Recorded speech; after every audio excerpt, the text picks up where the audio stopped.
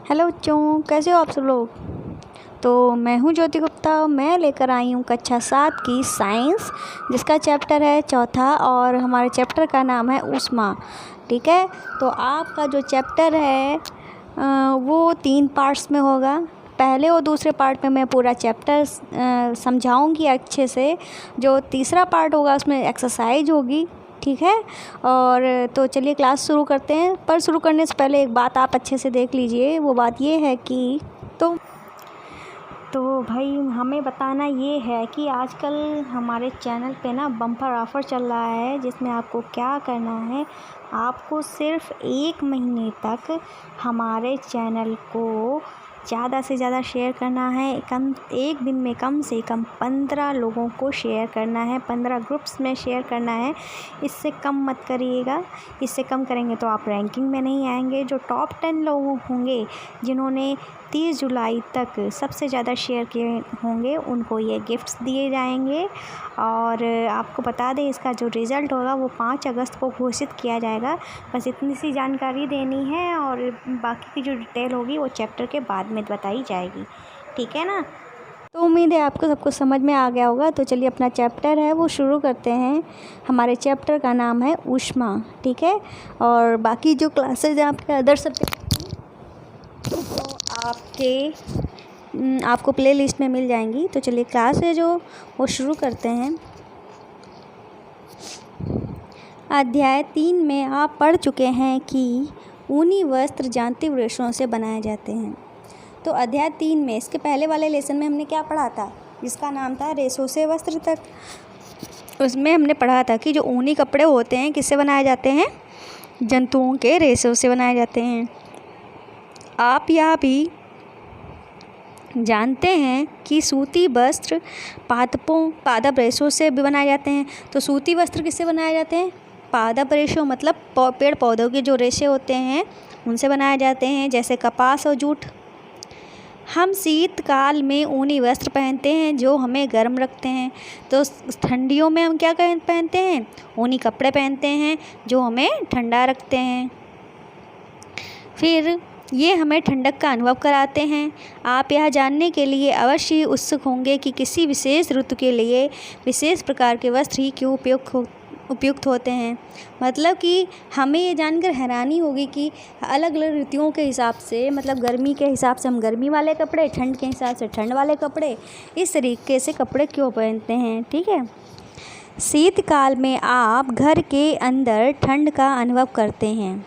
मतलब ठंडियों में हम घर में भी बाहर भी हर जगह ठंड ही महसूस करते हैं।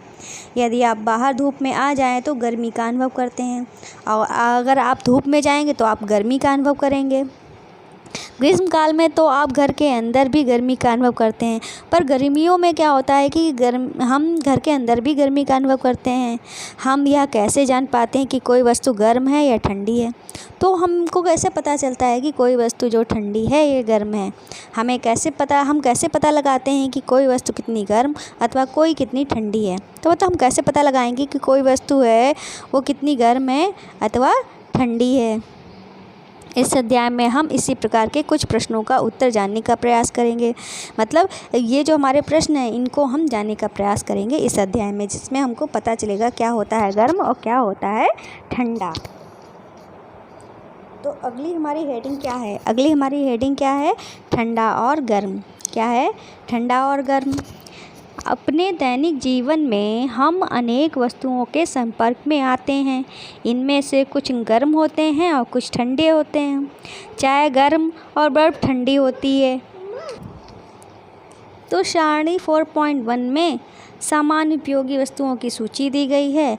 इस सूची में कुछ नाम और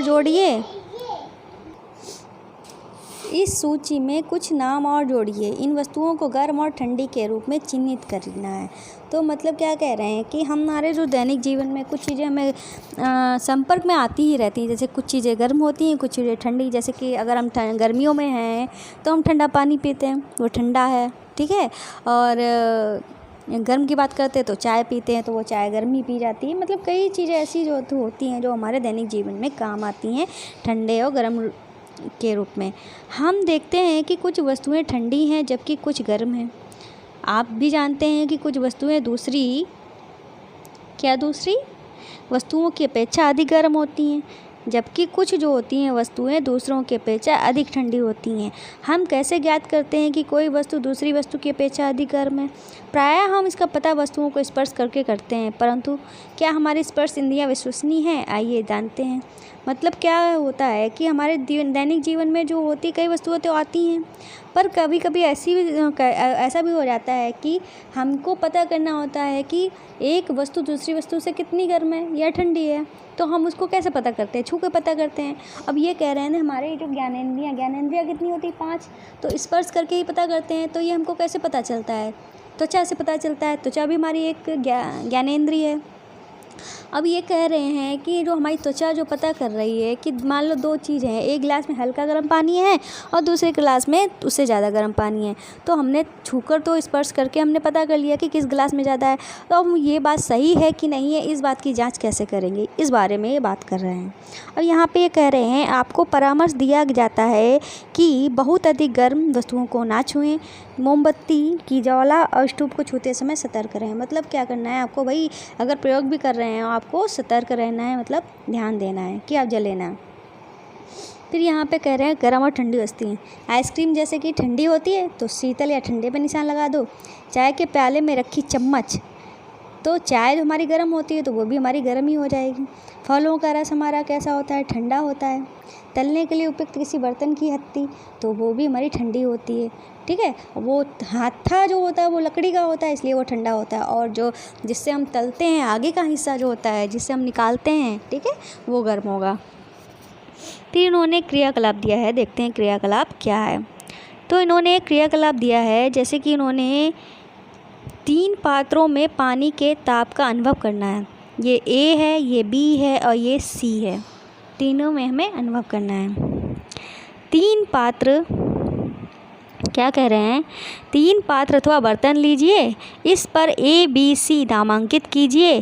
पात्र A में ठंडा पानी तथा पात्र B में गर्म पानी लीजिए। कुछ ठंडा और कुछ गर्म पानी मिलाकर पात्र C डालिए।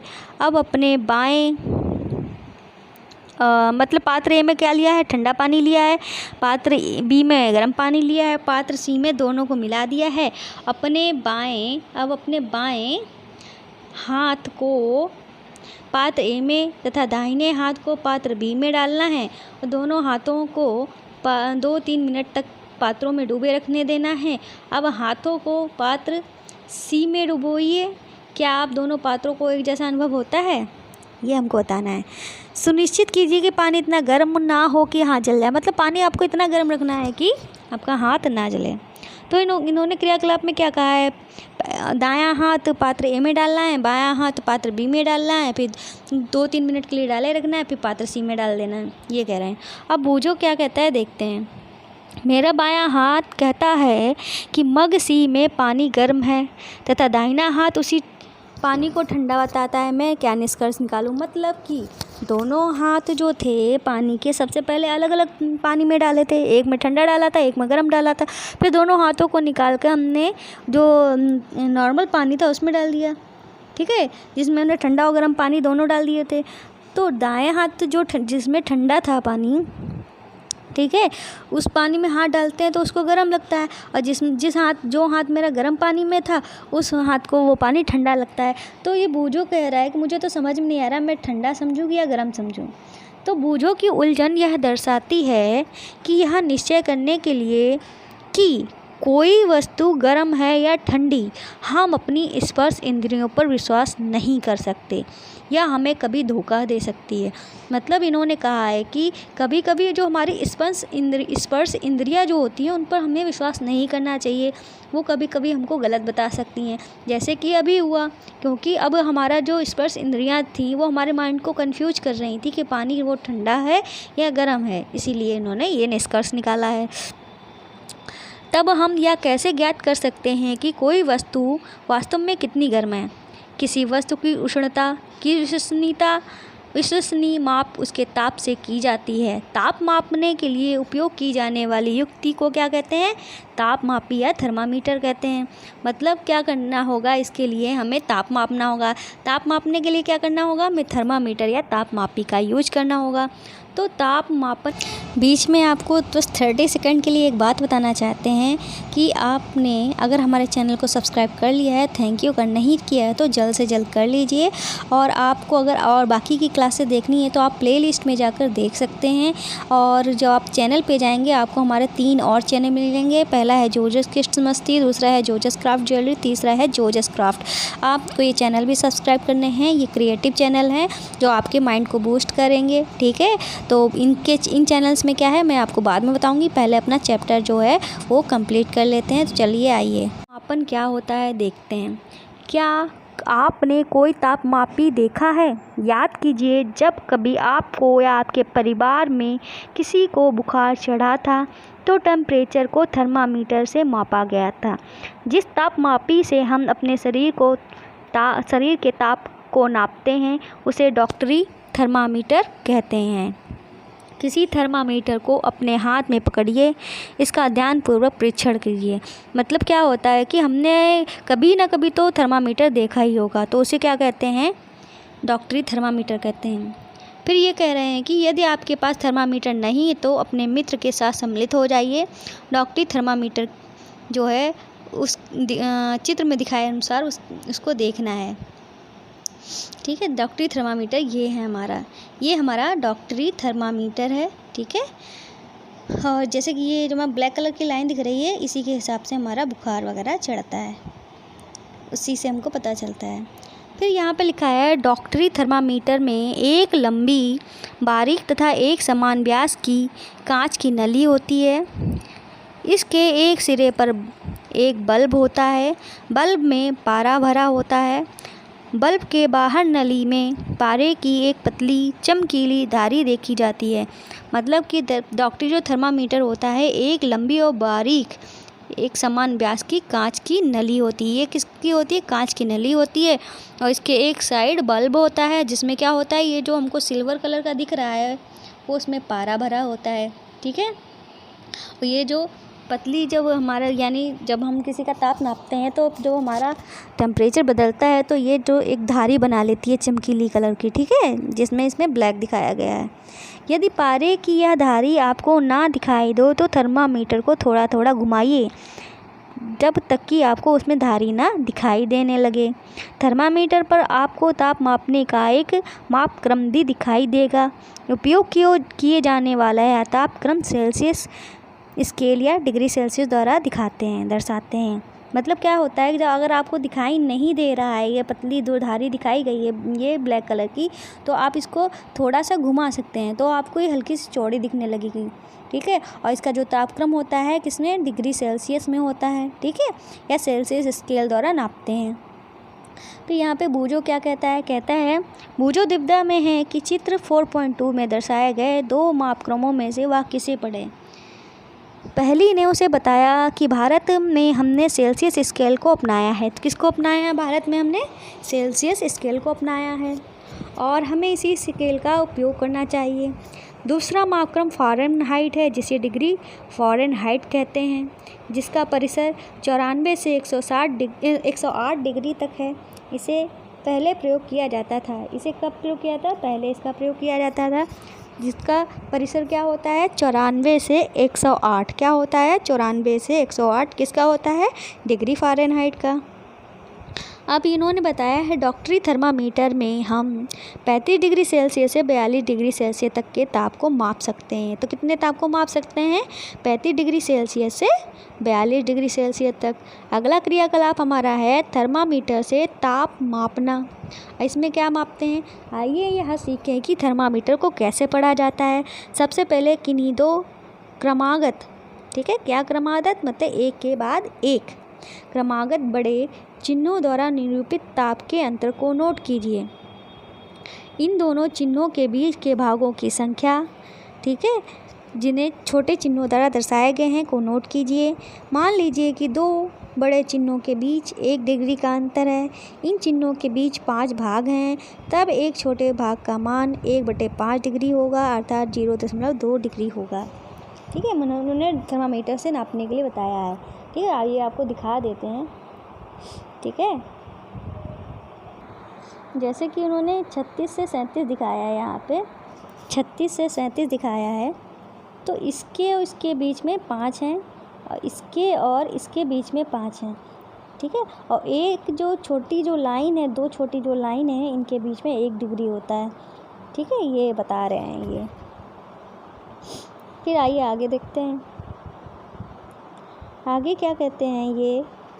उपयोग करने से पहले थर्मामीटर को अच्छी प्रकार धो लेना है।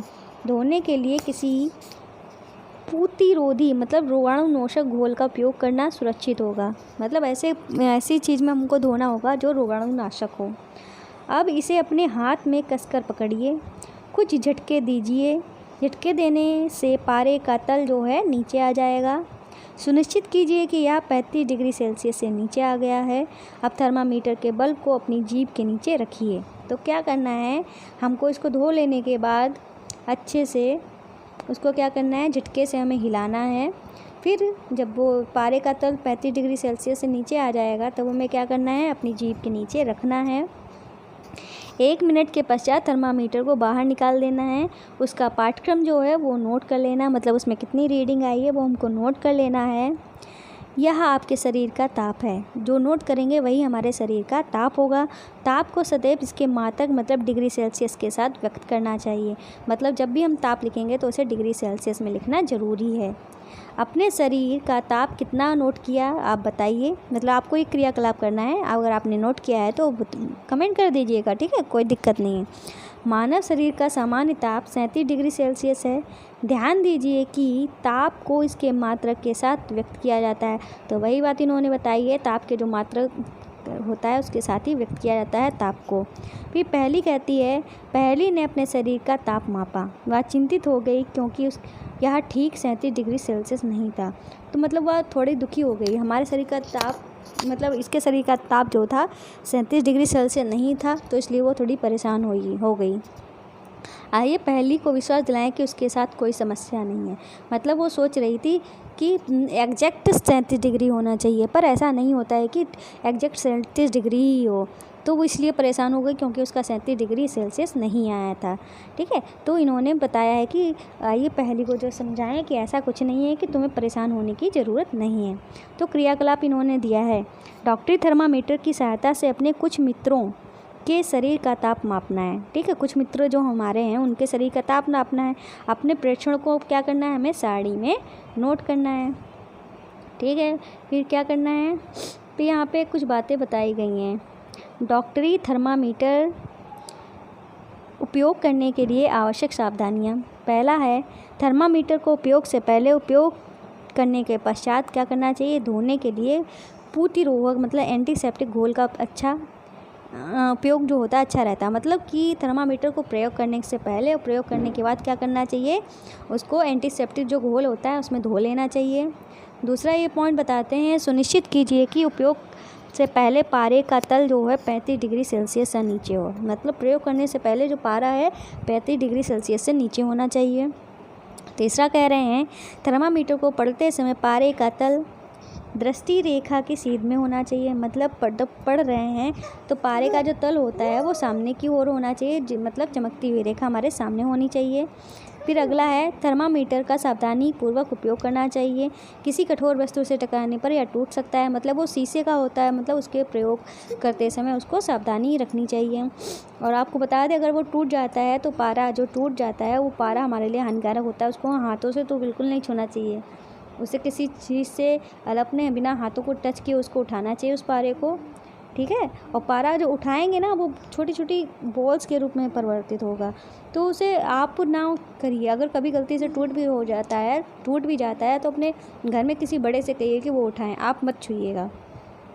फिर अगला यहाँ पे थर्मामीटर का उपयोग करते समय इसे बल्ब से नहीं पकड़ना चाहिए। मतलब जब आप थर्मामीटर का प्रयोग कर रहे हैं तो उसे बल्ब की ओर से नहीं पकड़ना चाहिए। जैसे कि ये लड़की ने बल्ब की साइड से नहीं पकड़ा है, पीछे की साइड से पकड़ा है। अगर आप बल्ब की साइड से पकड़ेंगे तो क्या हो जाएगा, आपके हाथ का टेम्परेचर उसमें चला जाएगा, तो जो रीडिंग होगी वो गलत आ जाएगी। तो जैसे कि उन्होंने कहा है थर्मामीटर पकड़ने की सही विधि ये है।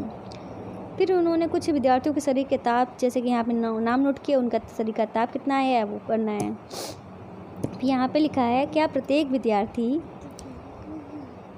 के शरीर का ताप 37 डिग्री है। तो ऐसा तो नहीं होगा कि सबके शरीर का ताप 37 डिग्री हो। यह आवश्यक नहीं है कि प्रत्येक व्यक्ति का सामान्य ताप 37 डिग्री सेल्सियस हो, या कुछ अधिक भी हो सकता है और कुछ कम भी हो सकता है। वास्तव में जिसे हम सामान्य ताप कहते हैं वह स्वस्थ व्यक्ति के विशाल समूह के शरीर का औसत ताप है। मतलब जो 37 डिग्री सेल्सियस होता है वो एक औसत निकलता है, वो एग्जैक्ट हमारे शरीर का ताप नहीं होता है। ठीक है। तो अब बूझो क्या कहता है, बूझो के मस्तिष्क में एक नटखट विचार आया। वह डॉक्टरी थर्मामीटर से गर्म दूध का ताप मापना चाहता था। पहली ने उसको ऐसा करने से रोक दिया। तो वो सोच रहा था कि मैं दूध का तापमान नापूं थर्मामीटर से, पर पहली जो थी उसने उसको मना कर दिया कि ऐसा नहीं करना। चेतावनी क्या दी, देखते हैं। डॉक्टरी थर्मामीटर का उपयोग मानव शरीर का ताप मापने के को छोड़कर किसी अन्य वस्तु का ताप मापने के लिए मत कीजिए। मतलब आप कभी भी थर्मामीटर का उपयोग किसी और, जैसे दूध हुआ, गर्म पानी हुआ, उसका ताप मापने के लिए नहीं करना। थर्मामीटर को धूप आग के पास भी नहीं रखना चाहिए, ऐसा करने से वो टूट जाएगा। ठीक है। और थर्मामीटर जो होता है उसका जो पारा होता है एक तरीके का जहर होता है, पॉइजन होता है, इसीलिए मना किया जाता है। डॉक्टरी थर्मामीटर को केवल मानव शरीर का ताप मापने के लिए ही डिजाइन किया गया है। मतलब तब डॉक्टरी जो थर्मामीटर होता है उसका प्रयोग सिर्फ किस लिए करते हैं, मानव के शरीर का ताप मापने के लिए ही करते हैं। मानव शरीर का ताप सामान्यतः 35 डिग्री सेल्सियस से कम तथा 42 डिग्री सेल्सियस से अधिक नहीं होता है। तो मानव शरीर का ताप किससे अधिक नहीं होता है, 42 डिग्री सेल्सियस से अधिक नहीं होता है और 35 डिग्री सेल्सियस से कम नहीं होता है। यही कारण है कि इस थर्मामीटर का परिसर जो है कितना है, 35 डिग्री सेल्सियस से 42 डिग्री सेल्सियस। और फ़ारेनहाइट वाला जो थर्मामीटर होता है उसका परिसर कितना होता है, और उसका टेम्परेचर कितना होता है फ़ारेनहाइट का, 94 से 108 डिग्री फ़ारेनहाइट होता है। फिर अगला है प्रयोगशाला तापमापी। हम अन्य वस्तुओं के ताप कैसे मापते हैं, इसके लिए अन्य तापमापी काम में लाते हैं। ऐसा ही एक तापमापी प्रयोगशाला तापमापी है। आपके अध्यापक इस तापमापी को आपको दिखाएंगे। इसे ध्यान से देखिए तथा इसे मापे जा सकने वाले अधिकतम और न्यूनतम ताप को नोट कीजिए। मतलब कि अन्य वस्तुओं को के ताप नापने के लिए क्या करते हैं, अन्य तापमापी जो होते हैं उनको काम में लाते हैं। ऐसा ही एक तापमापी उन्होंने प्रयोगशाला तापमापी बताया है। ठीक है। और इसका जो परिसर होता है कितना होता है, 10 डिग्री सेल्सियस से 110 डिग्री सेल्सियस होता है, जैसा आपने डॉक्टरी थर्मामीटर में किया था। और ठीक उसी प्रकार आप तापमापी के भी किसी सबसे छोटे भाग को दर्शाए जाने वाले ताप का मान ज्ञात कर सकते हैं। तापमापी द्वारा दर्शाए गए ताप को ठीक पढ़ने के लिए आपको ताप के इस मान की आवश्यकता होगी। मतलब जब आप उसका ताप नापेंगे तो आपको उसके मान की तो आवश्यकता होगी। फिर उन्होंने एक यहाँ पे बात की है, क्या बात है, विभिन्न प्रयोजनों के लिए विभिन्न प्रकार के तापमापी जो होते हैं उपयोग में लाए जाते हैं। मौसम की रिपोर्ट में दिए गए अधिकतम तथा न्यूनतम तापों की जानकारी देने के लिए अधिकतम और न्यूनतम तापमापी का उपयोग किया जाता है। ठीक है। मतलब जब मौसम की जानकारी दी जाती है तो आपने देखा होगा न्यूज़ चैनल वाले कहते हैं अधिकतम तापमान इतना और न्यूनतम तापमान इतना। मतलब उसके लिए एक अलग से तापमापी होता है जिसको क्या कहते हैं, अधिकतम और न्यूनतम तापमापी। ये कह रहे हैं इसका तापमान का प्रयोग कैसे करते हैं। जैसे प्रयोगशाला तापमापी जो है इसके द्वारा जल का तापमान नापा जा रहा है। जैसे कि यहाँ पे ये एक थर्मामीटर दिखाया गया है, काफ़ी लंबा है। ठीक है। इसे क्या करना है, एक बीकर अथवा मग में नल का थोड़ा सा जल लेना है। तापमापी को जल में इस प्रकार डुबोना है कि उसका बल्ब तो जल में डूबा रहे लेकिन वह बर्तन की तली अथवा दीवारों को स्पर्श ना करे। मतलब हमको इस तरीके से डुबोना है कि वो तली में ना छुए। ठीक है। जैसे कि यहाँ पे दिखाया गया है, अथवा दीवारों को भी स्पर्श ना करे। और तापमापी को जल में ऊर्ध्वाधर रखते हुए इसे पारे के तल की गति को देखना है। मतलब पारा जो होता है वो चढ़ेगा, तब तक प्रतीक्षा कीजिए जब तक नली में पारे का तल जो है वो स्थिर ना हो जाए। मतलब हमको तब तक रोके रखना है जब तक वो पारे का तल जो है चढ़ रहा है वो चढ़ना बंद कर दे। फिर इसको हमको क्या करना है, नोट कर लेना है। यह समय जल का ये जो मतलब आया है, जो हमने नोट किया है वही हमारे जल का तापमान है। फिर यहाँ पे कह रहे हैं कि कक्षा में विभिन्न विद्यार्थियों द्वारा मापे गए जल के ताप की तुलना करनी है और इनमें कुछ मापों में भिन्नता भी हो सकती है और कारण क्या हो सकते हैं वो हमें चर्चा करनी है। ठीक है, तो